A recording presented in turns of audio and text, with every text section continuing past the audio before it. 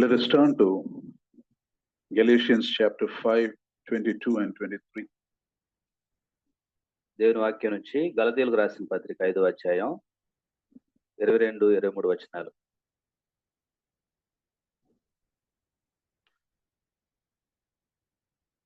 But the fruit of the Spirit is love, joy, peace, patience, kindness, goodness, faithfulness, gentleness, and self-control.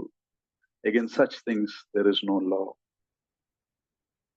Here we see 9 virtues of the fruit of the Spirit. ఈ యొక్క వాక్య భాగంలో 9 ఆత్మ సంబంధమైన గుణ లక్షణాలని మనం చూస్తున్నాం. Now, in your opinion, which one do you think is the toughest to practice? ఈ గుణ లక్షణాల్లో అభ్యాసం చేయడానికి చాలా కఠినంగా అనిపించే ఒక గుణ లక్షణం ఏమై ఉంటుంది? Self control, love. In this 9. Yeah, all of you have different, but you know what is regarded as the toughest virtue in the 9? ఈ యొక్క 9 మరి కఠినంగా generally regarded patience. Patience is one of the toughest in this 9, they say. చాలా మంది ఏమంటారంటే సహనం అనే గుణ లక్షణం కలిగి ఉండటం ఎంతో కష్టమైన విషయం అని చాలా మంది చెప్తూ ఉంటారు. Godly patience, దైవికమైన దీర్ఘశాంతము, సహనము. We'll try and see why this is so tough. ఎందుకు ఈ యొక్క సహనము కష్టమో మనం ధ్యానిద్దాం. What is patience? అసలు సహనం అంటే ఏంటి? Patience is the ability to endure difficult situations, delays and hardship without becoming angry or frustrated or discouraged. మన యొక్క జీవితంలో ఆలస్యాలు జరుగుతున్నప్పుడు, కష్టమైన పరిస్థితులు గుండా వెళ్తున్నప్పుడు ఎటువంటి విసుగు చెందకుండా, చింతించకుండా, కోపడకుండా ఉండటమే సహనం అంటే. So in a worldly sense, patience will be to able to sit calmly when there is a traffic jam, or wait at the doctor's appointment even when the doctor is taking too long. In worldly sense, that is patience. సహజంగా ఈ యొక్క సమాజం సహనాన్ని ఏమని నిర్వచిస్తుందంటే ఆ యొక్క doctor దగ్గర ఆలస్యం జరుగుతున్నప్పుడు వేచి ఉండటం, అలాగే ట్రాఫిక్ జామ్ ఉన్నప్పుడు అక్కడ కూడా నెమ్మదిగా వేచి ఉండటం, మౌనంగా ఉండటం, అదే సహనం అని అనుకుంటారు. But as a fruit of the Spirit, patience is an inner strength which enables you to be calm and unaffected even when someone insults you and offends you. అయితే దేవుని వాక్యం సహనం గురించి ఏమని చెప్తుందంటే ఎవరైనా నిన్ను అవమానించినప్పుడు, ఎవరైనా నిన్ను బాధ పెట్టినప్పటికీ కూడా నువ్వు మౌనంగా వేచి ఉండేలా చేసే ఓ అంతరంగమైన శక్తే సహనం అని ఇక్కడ నిర్వచింపబడుతుంది. Now, most people look at patience as a waste of time, but according to the Bible, patience is something that gives us great strength. కొంతమంది ఏమనుకుంటారంటే వేచి ఉండటం, సహనంతో సమయం వృధా చేసుకోవటం అని అనుకుంటారు, కానీ ఇది అంతరంగంగా బలపరిచే శక్తిగా ఉంది. You see, one difference between a patient man and an impatient person is that a patient person has learned to see things differently. ఓపిక ఉన్న వ్యక్తికి, ఓపిక లేని వ్యక్తికి ఉన్న ఒక ప్రధానమైన భిన్నత్వం ఏంటంటే ఈ యొక్క ఓపిక కలిగిన వ్యక్తి విషయాలను మరొక కోణంలో చూస్తూ ఉంటాడు. A patient person learns to see things from a larger perspective. ఈ యొక్క సహనము ఓపిక కలిగిన వ్యక్తి విషయాలను విస్తృతమైన రీతిలో పరిధిలో చూస్తూ ఉంటాడు. For example, if you're in office and you're preparing for a presentation, suddenly says the presentation is postponed. A patient man can see that this has given me time to do something even better. ఒక సహనం కలిగిన వ్యక్తి కార్యాలయంలో పనిచేస్తూ ఉన్నప్పుడు తను చేయవలసిన పనిని పోస్ట్పోన్ చేశారని తెలిసినప్పుడు తను దాన్ని మరింతగా మంచిగా సిద్ధపడటానికి సమయం దొరికిందని సంతోషిస్తాడు. A marriage proposal that is getting delayed. A patient person will see that maybe God is protecting me from an abusive marriage. I got to be careful. I got to check more. ఒకవేళ ఓపిక కలిగిన వ్యక్తి జీవితంలో వివాహం ఆలస్యం అవుతూ ఉంటే దేవుడు బహుశా మంచి వివాహ సంబంధంలోకి నన్ను నడిపించడానికి దేవుడు ఈ విధంగా ఆలస్యం చేస్తున్నాడు అని ఆ విధమైన ఆలోచన రీతిని కలిగి ఉంటాడు. You see, that's why the Bible has many verses that encourage us, wait on the Lord, wait on the Lord, rest in the Lord. దేవుని కొరకు కనిపెట్టి ఉండము, దేవుని మీద ఆధారపడము అనేకమైన సార్లు దేవుని వాక్యం మనకు బోధిస్తూ ఉంది. You know, Psalm 27:14, for example, says, wait for the Lord, be strong, and let your heart take courage. Wait for the Lord. There's many other verses. You can just కీర్తనలు 27:14లో యెహోవా కొరకు కనిపెట్టుకొని ఉండుము, ధైర్యం తెచ్చుకొని నీ హృదయం నిబ్రంగా ఉంచుకొనుము, యెహోవా కొరకు కనిపెట్టుకొని ఉండుము అని అనేక మార్లు వాక్యాల్లో బోధించబడుతూ ఉన్నాయి. you know. And to grow in patience, we must practice patience. There is no other way. ఈ యొక్క ఓపిక సహనం కలిగి ఉండటంలో ఎదగటం అంటే వాటిని అభ్యాసం చేయటమే. No one is born naturally patient. సహజంగా ఎవరు కూడా సహనంతోటే జన్మించరు. Have you seen a baby naturally patient? సహనంతోటే జన్మించిన శిశువుని మనం ఎప్పుడైనా చూడగలమా? I've never seen. You know, now some of you are patient. I see Murli as a very patient. I see that naturally in him. But he would have gone through times that made him patient. మరి Nobody is naturally born patient. Murali అన్ని చూసినట్లయితే సహనం కలిగిన వ్యక్తిగా కనిపిస్తాడు కానీ కొన్ని సందర్భాలలో ఎన్నో కఠినమైన పరిస్థితులు గుండా కూడా వెళ్ళుంటాడు. Now some people look patient on the outside, but inside they will be full of turmoil. చాలా మంది పైకి ఓపిక కలిగిన వాళ్ళుగా కనిపిస్తారు కానీ లోపల ఎంతో కలవరం, ఆందోళన కలిగి ఉంటారు. They suffer from what someone said is called the duck syndrome. Duck syndrome ante, have you seen a duck swim? On the top it will be looking full calm, but underneath if you see it will be flapping very vigorously. ఈ యొక్క పైకి ఓపిక కలిగి లోపల కలవరం చెందే వ్యక్తుల గురించి చెప్పబడింది ఏంటంటే వాళ్ళు డక్ సిండ్రోమ్ అనే ఒక వ్యాధి. Sometimes some people. కొన్నిసార్లు Some people. కొంతమంది కొంతమంది they appear calm on the surface, but they will be struggling inside. బయటికి వాళ్ళు ఓపిక కలిగిన వారిగా కనిపించినప్పటికీ లోపల వాళ్ళు కలవరం కలిగి ఉంటారు. And one reason for this is we live in a world that is impatient. ఒక కారణం ఏంటంటే మనం జీవిస్తున్న ఈ లోకము, సమాజము ఓపిక లేనిదిగా ఉంది. If things don't happen quickly, we get angry very fast, we get frustrated very fast. విషయాలు, సంగతులు త్వరగా జరగకపోతే మనం ఎంతో విసుగు చెందుతూ ఉంటాం. And that's very strange because our generation, we don't have to wait much for many things which the previous generations used to wait. ఒక వింతైన విషయం ఏంటంటే మనకు ముందున్న తరంతో పోల్చుకుంటే ఈ యొక్క తరంలో మనం ఏమాత్రం కూడా విషయాల గురించి వేచి ఉండాలన్న ఆలోచన మనం కలిగిలేం. We complain about a flight being delayed in the airport, but before planes were invented, people used to take weeks and months to reach their destination. We are talking a few hours of delay, that's all. విమానాశ్రయంలో విమానాలు కొన్ని గంటలు ఆలస్యమైతే ఎంతో విసుగు చెందుతూ ఉంటాం. కానీ అవి కనిపెట్టక ముందు మనుషులు నెలల పాటు, వారాల పాటు ప్రయాణం చేశారు. దానితో పోల్చుకుంటే ఇది ఎంతో తక్కువ సమయమే. We complain about being stuck in the traffic, but still we'll be in the traffic, we'll be in a comfortable car or bus. ఇక ట్రాఫిక్ లో మనం ఆగిపోయినప్పుడు మనం సౌకర్యంగా ఉన్న వాహనాల్లోనే మనం ఉంటాం కానీ దాన్ని బట్టి కూడా మనం విసుగు చెందుతూ ఉంటాం. And there were no traffic jams. People used to take days and weeks to reach the places which we reach in hours, even with the delay. ఈ యొక్క వాహనాలు, ఈ యొక్క ట్రాఫిక్ లో లేనప్పుడు మనుషులు గంటల పాటు అదే ప్రయాణాలని వాళ్ళు కలిగి ఉన్నారు. Days and weeks they take. రోజులు, వారాల పాటు వాళ్ళు వాళ్ళ గమ్యాలకు చేరాల్సి వచ్చేది. In other words, even with all our delays, we don't have to wait much compared to the past generations. Other generations waited longer. కాబట్టి మన తరంలో ఎన్ని ఆలస్యాలు జరిగినప్పటికీ, ఎంత ఆలస్యం చోటు చేసుకున్నా మనకు ముందున్న తరంతో పోల్చుకుంటే ఈ రోజు మనం వేచి ఉండేది అది ఎంతో స్వల్పమైనది. And the problem is we want things even faster. అయినప్పటికీ మనం ఇంకా సంగతులు చాలా త్వరగా జరగాలని ఆశిస్తూ ఉన్నాం. For everything we are in a hurry. ప్రతి విషయంలో కూడా మనం ఎంతో తొందరగా ప్రయత్నిస్తూ ఉంటాం. 9 months in the womb is also considered very long. కొన్నిసార్లు అయితే 9 నెలలు తల్లి గర్భంలో ఉండటం కూడా ఆలస్యమే అన్నట్లుగా ఎంచబడుతూ ఉంది. You see, medical researchers have found a new disease. ఈ యొక్క వైద్యపరమైన శాస్త్రాలు ఒక కొత్త వ్యాధిని కనిపెట్టాయి తెలుసా? And that disease is called hurry sickness. ఆ వ్యాధి పేరు Check the net if you want. Hurry sickness. ఆ వ్యాధి పేరు ఏంటంటే హరీ సిక్నెస్ అనే వ్యాధి. Hurry sickness is defined as a continuous struggle to accomplish more and more things in less and less time. ఈ యొక్క హరీ సిక్నెస్ అనే వ్యాధి లక్షణాలు ఏంటంటే చాలా తక్కువ సమయంలో చాలా ఎక్కువ పనులు చేయాలని ప్రయత్నిస్తాం. Let us see some symptoms of the sickness. ఈ వ్యాధి యొక్క కొన్ని లక్షణాలు మనం చూద్దాం. If you're very impulsive, always without any discipline, that is a symptom. ఎటువంటి క్రమశిక్షణ లేకుండా తొందరపడుతూ ఉండటం ఒక లక్షణం. If you can't wait, you want things to happen immediately. That's a symptom. వెంటనే కార్యాలు, సంగతులు జరిగిపోవాలని అనుకోవటం దాని లక్షణం.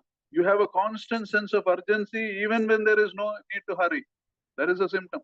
అసలు ఏమాత్రం కూడా తొందర లేకపోయినా నువ్వు పదే పదే తొందరపడటం దాని యొక్క లక్షణం. In driving, the person in front of you is little slow in turning, you press the horn or you see another lane through which you can go. నీ ముందున్న వ్యక్తి కొంత నెమ్మదిగా వెళ్తూ ఉంటే నువ్వు పదే పదే నీ యొక్క హార్న్ మోగిస్తూ మరొక దారి గుండా వెళ్ళిపోవాలని ప్రయత్నించడం కూడా ఆ లక్షణమే. They say 90% of the heart attack victims have this hurried syndrome, hurried tendency to do things. గుండెపోటుతో మరణించిన వారిలో దాదాపుగా 90% మంది ఈ యొక్క తొందరగా చేయాలన్న ఈ యొక్క హరీ సిక్నెస్ లక్షణాలను కలిగి ఉన్నారని చెప్తున్నారు. Somebody said some people's story can be written in 3 words. ఒక వ్యక్తి ఈ విధంగా చెప్పాడు ఏంటంటే, కొంతమంది వ్యక్తుల యొక్క జీవితం మొత్తాన్ని 3 మాటలు ఈ విధంగా రాయొచ్చు అని చెప్పాడు. One is worried, hurried, buried. చింతిస్తూ ఉండటం, తొందరపడుతూ ఉండటం, పూడ్చిపెట్టబడటం. And because we try to do so many things together, we are less effective in our work. That is another problem. మరొక సమస్య ఏంటంటే, ఈ యొక్క ఇటువంటి లక్షణాలు కలిగి ఉండటం వల్ల చాలా ఎక్కువ పనులు పెట్టుకోవటం వల్ల ప్రభావవంతంగా ఏ పని కూడా మనం జరిగించలేం. Because we don't pay attention to details, we end up making more mistakes. ఎందుకంటే మనం పూర్తి నిమగ్నతని మనం పూర్తి అటెన్షన్ ఇవ్వం కాబట్టి చాలా తప్పులు దొర్లే ప్రమాదం ఉంటుంది. And when we make mistakes, our natural tendency is to blame others for those mistakes. ఆ తప్పులు జరిగినప్పుడల్లా సహజంగా మనం ఇక వేరే వాళ్ళని నిందిస్తూ ఉంటాం. He did not do this properly, she did not do this properly, therefore this happened. ఆమె సరిగా చేయలేదు, ఏమి సరిగా చేయలేదు కాబట్టి ఈ తప్పు దొర్లింది అని మనం చెప్తూ ఉంటాం. So a person with this hurry sickness sees opposition from people, whether it is imagined or real. అసలు అది నిజమైన అబద్ధమైందా అని అనుకోకుండా ఇతర వ్యక్తుల నుంచి తనకేదో ఒక అపోజిషన్ ఉన్నట్లుగా ఈ వ్యక్తులు ఫీల్ అవుతూ ఉంటారు. And because we don't have time, the relationships with people will be superficial, shallow. అలాగే మనం మనుషులతోటి సరైన సంబంధ బాంధవ్యాలు లోతుగా ఈ యొక్క వ్యాధి ఉంటే కలిగి ఉండలేం. Because by now we have lost that ability to focus. We are in a rush. ఎందుకంటే చాలా త్వరగా సాగిపోతూ ఉండటం వల్ల ఆ యొక్క సంబంధ బాంధవ్యాలు మనం కలిగి ఉండలేం. So we need to recognize these symptoms and take action as believers. కాబట్టి విశ్వాసులంగా ఈ యొక్క లక్షణాలని మనం గుర్తించి తగు చర్యలు మనం తీసుకోవాలి. If we compare our pace with the pace God wants us to live, we realize that hurry is a trap of Satan. ఈ యొక్క ప్రభువును మనల్ని నడవాలని ఉద్దేశించిన నడకను మనం పరీక్షించుకుంటే ఈ యొక్క త్వరగా చేయటం అన్నది సాతాను యొక్క తంత్రంగా మనం గుర్తించవచ్చు. Satan wants to derail our walk with God. దేవునితో కలిసి నడిచే నడకను బలహీనపరచాలని సాతాను ప్రయత్నిస్తూ ఉంటుంది. So before we go further, let us look at some spiritual dangers of a hurried life. కాబట్టి ఈ త్వరగా జీవించే జీవితంలో ఉన్న కొన్ని ఆత్మీయ ప్రమాదాలని మనం చూద్దాం. First we saw a hurried life destroys your relationship with God. మొదటిగా ఈ యొక్క తొందరపాటుతనము దేవునితో సంబంధాన్ని పాడు చేస్తుంది. Intimation with God requires stillness, silence and attentiveness. దేవునితో సమీపంగా జీవించే జీవితానికి ఎంతో వేచి ఉండటము, కనిపెట్టుకొని ఉండటము, ఆయన కొరకు కనిపెట్టుకొని ఉండటం ఎంతో అవసరం. You see, we must get off that life's highway and come to another lane.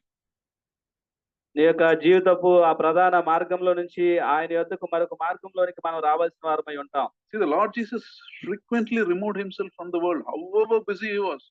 Through the night, he healed people, he ministers, but he had this ability. He removed himself from the world, spent time alone in prayer and solitude.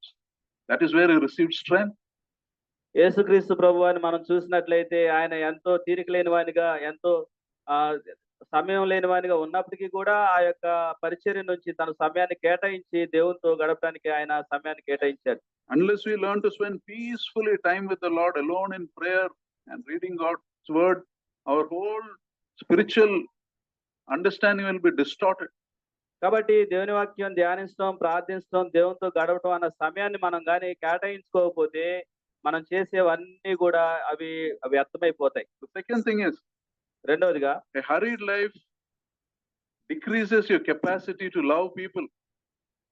తొందరపాటు కలిగిన జీవితము మనుషుల్ని ప్రేమించే విధానంలో కూడా బలహీనపరుస్తుంది. అంతగా వాళ్ళు మనుషుల్ని ప్రేమించలేరు. The famous passage in 1 Corinthians 13:4. What does it start? The first line.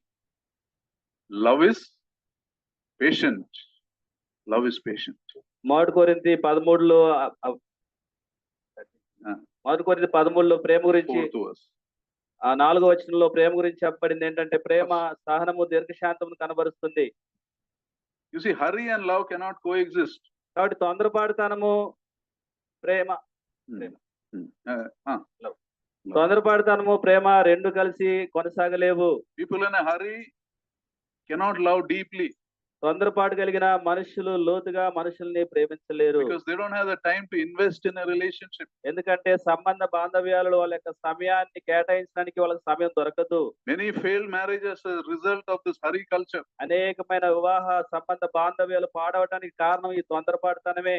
because the more you increase the speed of your life, the less capacity you have to love people. నువ్వు ఎంతగా నీ జీవితాన్ని త్వరగా సాగించాలని చూస్తూ ఉంటావో అంత తక్కువగా నువ్వు మనుషులకి నీ సమయాన్ని కేటాయిస్తావు. If you're in a hurry, you have no time to see the brokenness of people. నువ్వు తొందరపాటు కలిగిన వ్యక్తి అయితే మనుషుల యొక్క విరిగి నలిగిన పరిస్థితుల్ని నువ్వు ఏమాత్రం కూడా చూడలేవు. That's the second thing. ఇది రెండో విషయం. The third aspect is a hurried life increases the power of temptation in your life. మూడవదిగా తొందరపాటు కలిగిన వ్యక్తుల జీవితాలలో శోధనలు ఎక్కువగా ఉంటాయి. Because your relationship with God is destroyed, Satan can easily make you fall for temptations. దేవునితో ఉన్న సంబంధం బలహీనపరచబడటం వల్ల సాతాను తన యొక్క ఆ కార్యాలని ఆ వ్యక్తి జీవితంలో చేస్తాడు. He will show you places where you can get instant satisfaction. ఎక్కడ త్వరితగతిన తాత్కాలిక సుఖం లభిస్తుందో అక్కడికి సాతాను నడిపిస్తాడు ఆ వ్యక్తుల్ని. Wrong relationships, sex before marriage. వివాహాలకు ముందే లైంగిక సంబంధాలు కలిగిన తప్పుడు ప్రవర్తనలోనికి నడిపిస్తాడు. Addiction to pornography. అలాగే అశ్లీల ప్రవర్తనలోనికి అశ్లీల చిత్రాలు చూసే ప్రవర్తనలోకి నడిపిస్తాడు. Your hurried life decreases your power to fight temptation. ఈ యొక్క తొందరపాటు జీవితము శోధనలతో పోరాటానికి కావలసిన శక్తిని తీసివేస్తుంది, తగ్గిస్తుంది. Fourth, the hurried life numbs you to the injustice that is happening. నాలుగవదిగా ఈ తొందరపాటు కలిగిన జీవితము చుట్టూ ఉన్న అన్యాయానికి ఏమాత్రం కూడా స్పందించకుండా ఆ సున్నితత్వాన్ని తీసివేస్తుంది. Hurry removes our sensitivity. మన యొక్క మృదువైన సున్నితత్వాన్ని తొందరపాటుతనం తీసివేస్తుంది. We go through life without deep feelings for anything. దేని గురించి కూడా ఒక లోతైన భావనలు లేకుండా మనం కఠినమైన వారిగా మారిపోతాం. You just see things happening like that only, it will happen like that, over. చూడు మన చుట్టూ ఏం జరుగుతుందో ఇది ఇలానే జరుగుతూ ఉంటుంది, వదిలే అన్నట్లుగా మనుషులు మాట్లాడుతుంటారు. The fifth aspect is a hurried life increases our narrow-mindedness. We become narrow-minded and selfish people. ఈ యొక్క తొందరపాటు కలిగిన వ్యక్తులు సంకుచితమైన మనసు కలిగిన వారిగాను స్వార్థపరులుగాను మారిపోతారు. You develop what is called as a tunnel vision. You can see only the things that are important for you. ఎప్పుడైతే నువ్వు తొందరపాటు కలిగి ఉంటావో అప్పుడు కేవలం నీ యొక్క దృష్టి కొంతవరకే పనిచేస్తుంది. ఏది ప్రాముఖ్యమో దాన్ని మాత్రమే చూడగలుగుతావు, ఆ తర్వాత ఉన్న వాటిని నువ్వు చూడలేవు. All I see is myself. కేవలం నా గురించి మాత్రమే నేను ఆలోచిస్తూ ఉంటాను. I see my needs, my desires, my schedule, my inconveniences. నా అవసరతలు, నా ప్రణాళికలు, నా కోరికలు, నా అసౌకర్యాలు ఇలానే సాగిపోతూ ఉంటది జీవితం. I don't care about the other person, what they're going. ఇతరులు ఏ పరిస్థితులు గుండా వెళ్తున్నారు అన్న దాని గురించి ఏ మాత్రం కూడా ఆలోచన చేయరు. And therefore I cannot be led by the Lord also, right? I'm not listening to His Spirit. ఇక ఎప్పుడైతే ఈ తొందరపాటుతనం కలిగి ఈ విధంగా నేను కఠినంగా ఉంటానో ఇక దేవుని యొక్క ఆత్మ చేత నేను ఏమాత్రం కూడా నడిపించబడను. We say we are believers, but we say we know God, but we really don't know God. మనం విశ్వాసులంగా We only know about God. ఇంత కలిగి మనం విశ్వాసులంగా దేవుణ్ణి ఎరిగి ఉన్నాం అని చెప్తాం, కానీ నిజంగా మనం దేవుని ఎరిగి ఉన్నాం, కానీ దేవుని గురించి ఏదో కొంత తెలుసుకుని ఉంటాం అంతే. Because knowing God requires time, prayer, seriousness. దేవుణ్ణి ఎరిగి ఉండటం అన్నది అది సమయం కేటాయిస్తే తెలుస్తుంది. అలాగే ఆసక్తి కలిగి ఆయన వెదిగితే నువ్వు దేవుణ్ణి ఎరిగి ఉంటావు. Hurried life is different. You want something now by what you can, it's maybe making money or growing in career. You want what you see, you want what you can hold. అయితే నువ్వు తొందరపాటు కలిగిన వ్యక్తివైతే నువ్వు నీ యొక్క ఆ జీవితం గురించి నీకు ఏం అవసరమో ఆ విషయాల్లో మాత్రమే నువ్వు నిమగ్నమై ఉంటావు. So the precious things of God slip out of your hands. కాబట్టి దేవుని యొక్క శ్రేష్టమైన విషయాలు నీ యొక్క చేతుల్లో నుంచి జారిపోతూ ఉంటాయి. Remember, God is not looking just at what you are doing. He is looking at who you are becoming in life. గుర్తుంచుకోండి, దేవుడు ఈ క్షణాన నువ్వేం చేస్తున్నావు అన్న విషయాల్ని ఆయన పట్టించుకోడు గాని అంత పట్టించుకోడు గాని రాబోయే రోజుల్లో నువ్వు ఏమవ్వాలో ఆత్మీయంగా దైవికంగా అన్న ఆ విషయాల మీద దేవుడు తన యొక్క దృష్టిని సారిస్తాడు. You see in the Bible we see the verse, right? Many will come to me on that day and say, Lord, we did this in your name, we did that in your name. దేవుని వాక్యంలో చూసాం, అనేకులు ఆ రోజున యేసు ప్రభు దగ్గరికి వచ్చి ఆ ప్రభువాని యొక్క నామంలో అది చేసాం ఇది చేసాం అని చెప్తూ ఉంటారు. ఆ రోజున Lord said, I never knew you. ప్రభు అంటాడు, నేను మిమ్మల్ని ఏమాత్రం ఎరుగును అంటాడు. Because these people did things in the name of the Lord, but it never resulted in them being godly people. It never resulted in them being righteous people. ఎందుకంటే వాళ్ళు దేవుని యొక్క నామంలో ఎన్నో కార్యాలు చేశారు కానీ వాళ్ళు యేసు ప్రభుని ఎరిగిన వారై నీతిమంతులుగా తీర్చబడినట్టుగా అక్కడ మనకు కనిపించట్లేదు. They did things without having a relationship with God. దేవునితో ఎటువంటి లోతైన సంబంధం వాళ్ళు కలిగి లేరు. After doing ministry, all of us who are doing ministry, remember this. After doing ministry in the name of the Lord, if the Lord does not know you, what does it mean? పరిచర్య చేసే వాళ్ళందరం కూడా గుర్తుంచుకోవాలి, పరిచర్య చేసిన తర్వాత మన పేరేంటో ఆయనకి తెలియదంటే మనకు పరిస్థితి ఏంటి? That means you are doing Satan works in God's kingdom. దేవుని యొక్క రాజ్యంలో సాతాను పని జరిగించామని అర్థం. You see, the most important question is not what you did, but who did you become by what you did. ఎంత ప్రాముఖ్యమైన ప్రశ్న ఏంటంటే నువ్వేం జరిగిస్తున్నావు అన్నది ప్రాముఖ్యం కాదు కానీ దాన్ని జరిగించడం ద్వారా నువ్వు ఎలా మారుతున్నావు, దేవుని సమీపంగా దగ్గరగా దైవిక మార్గంలోకి వస్తున్నావు అన్నది ఎంతో ప్రాముఖ్యం. Have you become a righteous person closer to the Lord? దేవునికి సమీపంగా వచ్చి నీతిమంతుడిగా తీర్చబడుతూ ఉన్నావా? You can do many good things. ఎన్నో మంచి పనులు చేయొచ్చు లోకానుసారంగా. But if those good things haven't resulted in a deeper relationship with you, you have wasted your life. ఆ సత్క్రియలు దేవునితో లోతైన సంబంధంలో నిన్ను నడిపించకపోతే అవన్నీ కూడా వ్యర్థమే. So how do we come back into this relationship with God? How do you get into this relationship with God? కాబట్టి దేవునితో ఈ సజీవమైన లోతైన సంబంధంలోనికి మనం ఎలా తిరిగి రావటం? The Bible says through godly patience. దేవుని వాక్యం తెలియజేస్తుంది దైవికమైన సహనం ద్వారా, ఓపిక ద్వారా. This may sound strange, but let me explain how it works. ఇది ఎంతగా కనపడొచ్చు, అయితే ఎలా ఇది పనిచేస్తుందో మనం ధ్యానిద్దాం. You see, many people think that patience is being calm and not doing anything. చాలా మంది అనుకుంటారంటే సహనం అంటే ఓపిక అంటే మౌనంగా ఉండి ఏం చేయకుండా ఉండటమే ఓపిక అనుకుంటారు. But godly patience is not inaction. అయితే దేవుని యొక్క సహనము కార్యరూపకమైనది. Now patience involves where we don't react in others like others. If someone irritates us, we don't get irritated. When someone hurts us, we don't take revenge. That is part of patience. Agreed. సహనంలో ఒక భాగం ఉంది, ఏంటంటే మనుషులు మన మీద కోపడుతూ ఉన్నప్పుడు, పగ తీర్చుకుంటూ ఉన్నప్పుడు, అవమానిస్తూ ఉన్నప్పుడు మనం మౌనంగా ఉండాలి. సహనంలో ఒక భాగం అది. When things get delayed, we don't complain. We are not a complaining people. That is all one aspect of godly patience. అలాగే ఆలస్యాలు జరుగుతున్నప్పుడు దేని మీద ఎవరి మీద ఫిర్యాదు చేయకుండా ఉండటం అది కూడా సహనంలో ఒక భాగమే. Godly patience is taking an action also. అయితే దైవికమైన దీర్ఘశాంతము సహనము కార్యరూపకమైనది, కార్యములు కూడా చేస్తుంది. Psalm 25:15 says what patience can do. కీర్తనలు 25:15 కీర్తన. Proverbs. సామెతలు 25:15.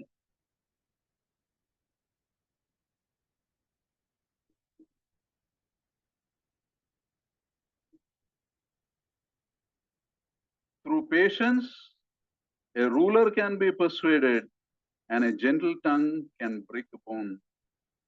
దీర్ఘశాంతము చేత న్యాయాధిపతిని ఒప్పించవచ్చును, సాత్వికమైన నాలుక ఎముకలను నలుగుగొట్టును. You see, godly patience, people with patience have a lot of power. That is what this verse is telling. ఈ వచనం ఏం చెప్తుందంటే ఓపిక కలిగిన వాళ్ళు ఎంతో శక్తిమంతులు అన్నట్టుగా ఈ వాక్యం తెలియజేస్తుంది. It's a powerful life where you can control others. ఇతరులను నియంత్రించగలిగిన శక్తి కలిగిన జీవితం ఓపిక ద్వారా, సహనం ద్వారా వస్తుంది. You see, people with patience are people who learn to know when God wants them to wait and when God wants them to move. దేవుడు ఎక్కడ ఆగమంటున్నాడు, ఎప్పుడు ఆగమంటున్నాడు, ఎప్పుడు కదలమంటున్నాడు అన్న విషయాల్ని ఈ సహనం ఓపిక కలిగిన వాళ్ళు నేర్చుకుంటారు.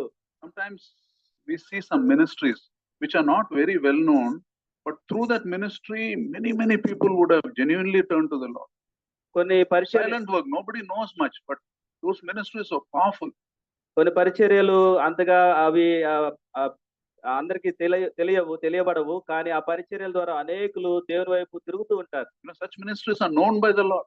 అటువంటి పరిచర్యలు ప్రభువారి చేత అవి ప్రభువారికి ఎరుకే, ప్రభు చేత ఎరగబడిన పరిచర్యలు అవి. You know, it is those ministries, people in those ministries have learned to wait for God, do what God wants them to do, nothing else.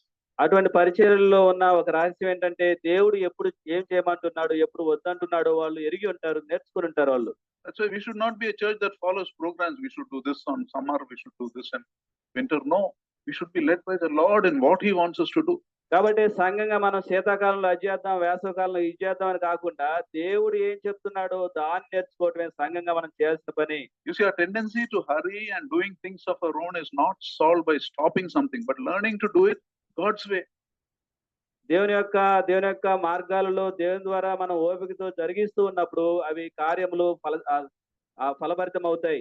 See, the Lord never rushed. If you see in the Bible, దేవుని వాక్యంలో చూసినట్లయితే ప్రభు తొందరపాటు కలిగిన వ్యక్తిగా ఎక్కడ కూడా రాయబడలేదు. He didn't cater to the demands of the world. లోకానుసారమైన అవసరతని తీర్చాలన్న తొందరపాటు ఆయనలో కనపడలేదు. Though he had a huge mission, he was not overwhelmed. It didn't take away his time with God or his relationship with the Father.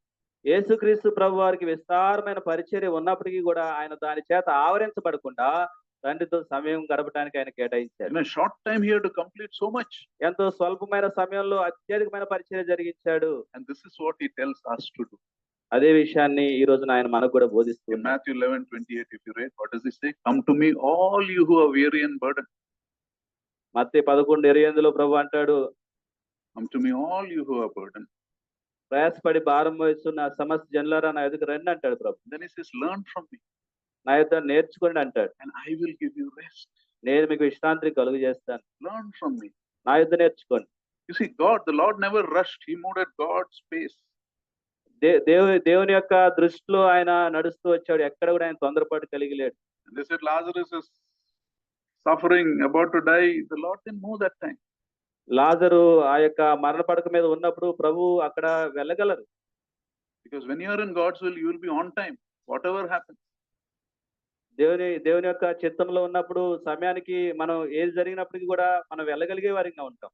You see, hurry is not from God. తొందరపాటు అనేది దేవుని యొద్ద నుండి వస్తుంది కాదు. Hurry is the world's pace. అది లోకానుసారమైన ప్రవర్తన. It is Satan's pace. అది సాతాను యొక్క ప్రవర్తన. Impatience is from Satan. ఓపిక లేని తనం అనేది సాతాను నుంచే వస్తుంది. You see, hurry and impatience are designed by Satan to damage our spiritual life. ఈ యొక్క ఓపిక లేని తనము, తొందరపాటుతనము రెండు కూడా ఆత్మీయ జీవితాన్ని పాడు చేయడానికి సాతాను చేత అవి రూపించబడ్డాయి. That is why patience is one of the toughest virtues. కాబట్టి ఓపిక, సహనం అనేది ఎంతో నేర్చుకోవడానికి కష్టమైన గుణలక్షణం. Because godly patience breaks down the strongholds devil has built around your life for years. ఎందుకంటే It's built up, but godly patience destroys them. నీ జీవితంలో సంవత్సరాల పాటు సాతాను నిర్మించిన దుర్గాల్ని పడద్రోజేయడానికి, అవి పాడు చేయడానికి దైవికమైన సహనము, ఓపిక ఎంతో శక్తి కలిగింది. Godly patience destroys Satan's life work.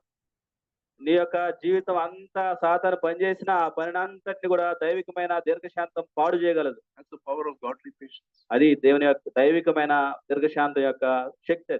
And it's a great quality to have as believers. విశ్వాసులంగా ఈ యొక్క లక్షణం కలిగి ఉండటం ఎంతో It is a great quality. ఈ గొప్ప లక్షణాన్ని విశ్వాసులంగా మనం కలిగి ఉండాలి. Godly patience changes your life. నీ యొక్క జీవితం అంతటిని కూడా దైవికమైన సహనం మార్చివేయగలదు. Because godly patience reflects God's nature. ఎందుకంటే దైవికమైన సహనం దేవుణ్ణి నీ జీవితంలో ప్రతిబింబింపజేస్తుంది. It's a reflection of God's character. దేవుని యొక్క గుణలక్షణాలని నువ్వు ప్రతిబింబిస్తావు. Godly patience strengthens your faith. నీ యొక్క విశ్వాసాన్ని దైవికమైన సహనం వృద్ధి చేస్తుంది. It develops your relationship with God. నీ దేవునితో నీ సంబంధ బాంధవ్యాన్ని అది బాగు చేస్తుంది. Godly patience enables us to respond with grace అలాగే instead of anger and irritation. అలాగే మన చుట్టూ ఉన్న తోటి వారి పట్ల ఎటువంటి విసుగు లేకుండా మనం కనికరం కలిగిన వారిగా ఈ దైవికమైన సహనం మనల్ని వృద్ధి చేస్తుంది. You become peaceful inside. అలాగే నువ్వు అంతరంగా ప్రశాంతతను కలిగి ఉంటావు. And when you exercise such patience, naturally your relationships are improved. నువ్వు ఎప్పుడైతే ఈ సహనం ఓపిక కలిగి ఉంటావో నీ చుట్టూ ఉన్న సంబంధ బాంధవ్యాలు ఎంతో బాగుపడుతూ ఉంటాయి. Therefore, we must desire this and we must ask God's help and practice this patience in our life. కాబట్టి ఈ యొక్క సహనం కొరకు మనం ప్రభువుని ప్రార్థించే వారిగా ఉండాలి. అనుదిన జీవితంలో దీన్ని మనం అభ్యాసం చేయాలి. As a self-examination, we should ask some questions ourselves. Do my family members and colleagues, can they describe you as a patient person? ఈ యొక్క స్వపరీక్ష గుండా మనం వెళ్తూ ఉండగా కొన్ని ప్రశ్నలు మనం సంధించుకుందాం. ఏందంటే, మనకు కుటుంబంలో పనిచేసే చోట ఇతడు ఒక ఓపిక కలిగిన వ్యక్తి, ఈమె ఒక ఓపిక కలిగిన మనిషి అని చెప్పగలరా? Or does your behavior and talk, does it show that you're a patient person or an impatient person? నీ మాటలు, నీ ప్రవర్తన నువ్వు ఓపిక కలిగిన వ్యక్తివో, ఓపిక లేని వ్యక్తివో తెలియజేస్తాయి. You see, it's not enough to say, I believe in the Lord Jesus Christ. నేను యేసు ప్రభువునందు నమ్మకం ఉంచుతానని అని చెప్తే The సరిపోదు. life of the Lord must be seen in you. యేసుక్రీస్తు వారి యొక్క జీవితం నీ యందు కనపడాలి. That is the mark of a believer. అదే విశ్వాస యొక్క మంచి గుర్తు. And as you grow in these fruit, you enjoy life's best. ఈ యొక్క ఆత్మీయ ఫలంలో నువ్వు వృద్ధి చెందుతూ ఉండగా జీవితం యొక్క నిజమైన శ్రేష్టమైన జీవితం నువ్వు అనుభవిస్తావు. Let us pray. ప్రార్థించుకుందాం. Let's close our eyes.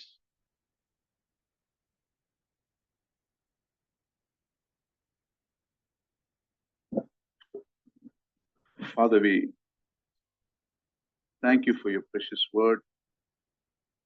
And in so many ways, so many of us are guilty of allowing ourselves to get dictated by Satan's space, the world's space.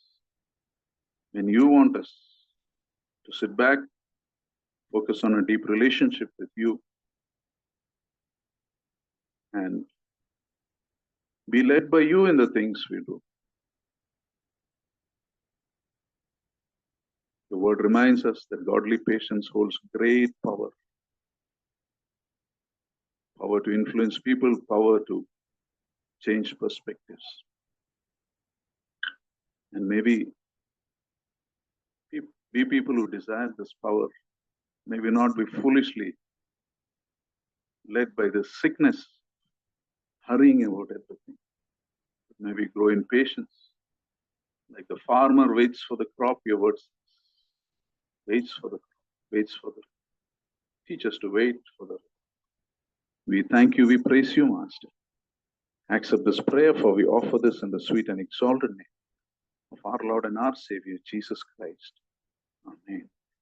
Now to him who is able to keep you from falling and to present you before his glorious presence without fault and with great joy.